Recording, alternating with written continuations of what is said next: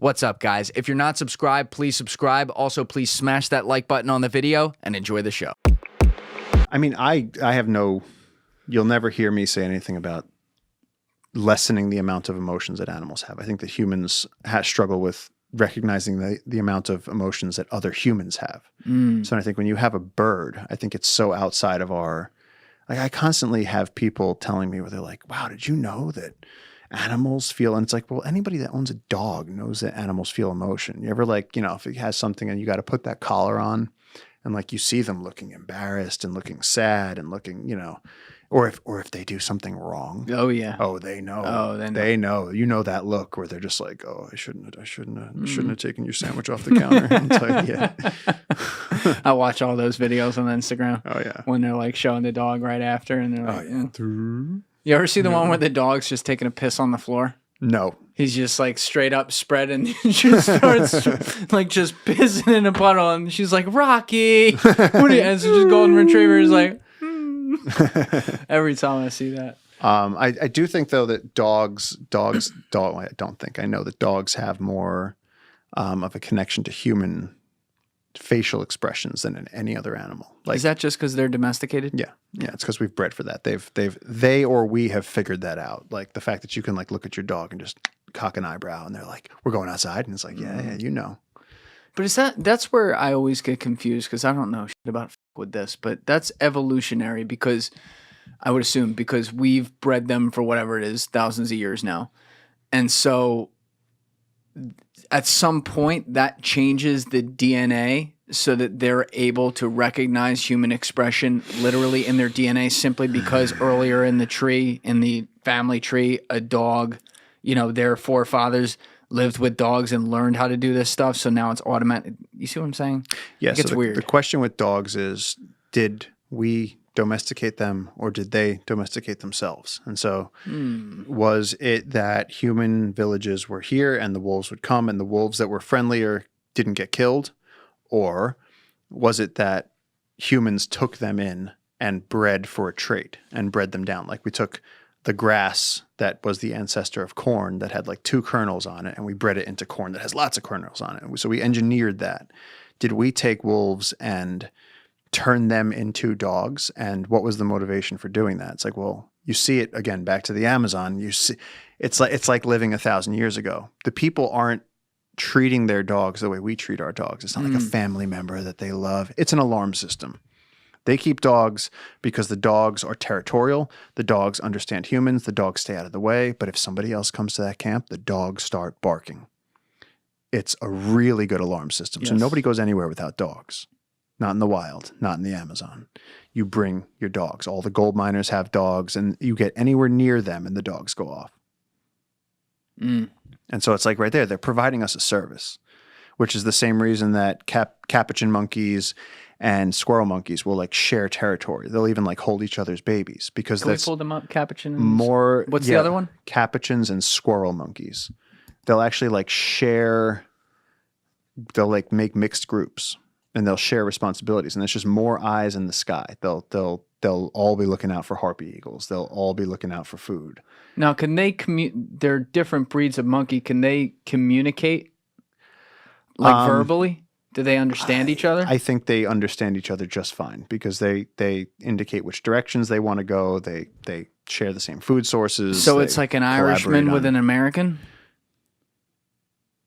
Got to think about that.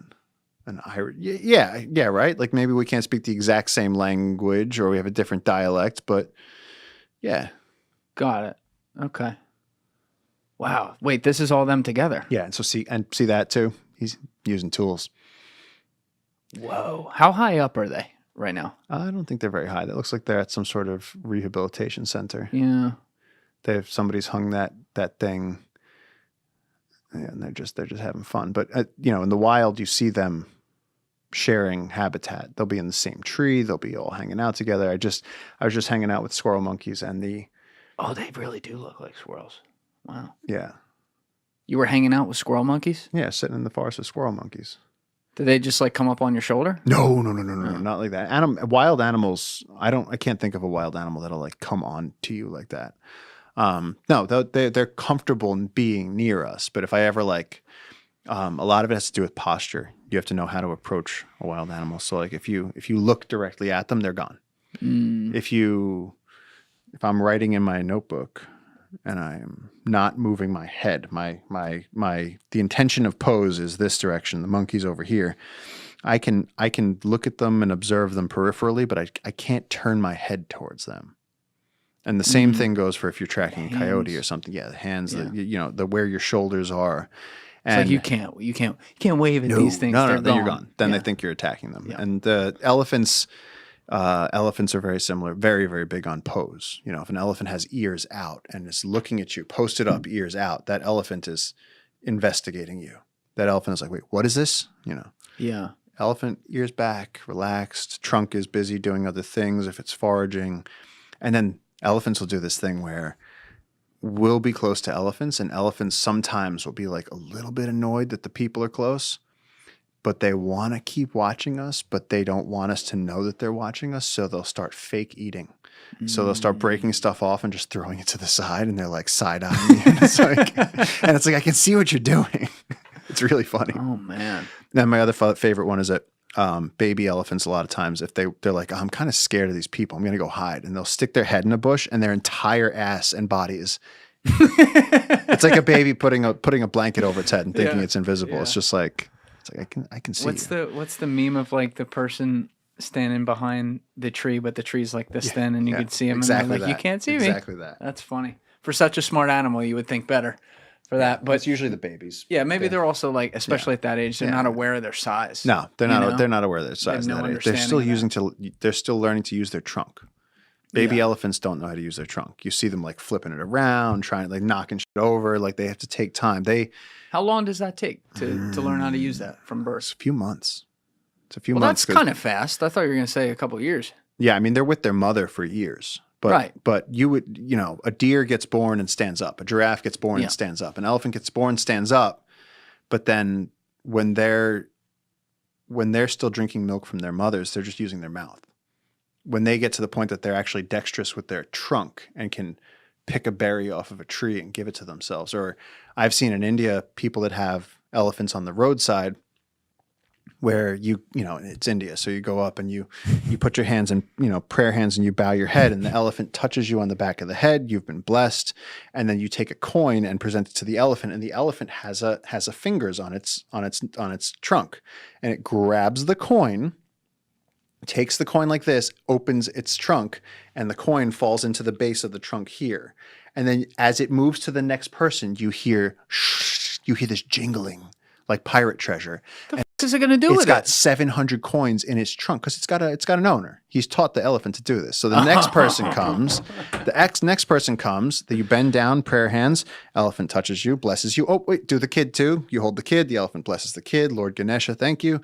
And then you give it a coin, it plucks the coin, drops it into the trunk, and then in the curve of the trunk are all these coins. And then you just watch, and sooner or later that trunk goes back, and the guy opens his hat, and just a river of coins comes out. The elephant just took like 400 rupees from people. Can you imagine if like Italians in New York had access to elephants? Hey, Vinny, go get the fucking coins, huh? It's like a fucking vending machine, all right? That's amazing, man. Hey, guys, if you have a second, please be sure to share around this episode on social media and with your friends, whether it's Instagram, Reddit, Twitter, Facebook, doesn't matter. It is all a huge, huge help. It allows us to get new eyeballs on this show, spread it around the internet, and it helps us survive. So to all of you who have already been doing that, thank you. To all of you who are going to do so now, thank you. I don't care if it's a clip. I don't care if it's an episode. I don't care what it is. If you're sharing content from the show, you are the real MVP out there, and I appreciate all of you. Thank you for watching the video, guys. Please hit that subscribe button and check out this clip's full podcast episode by clicking here or in the description below.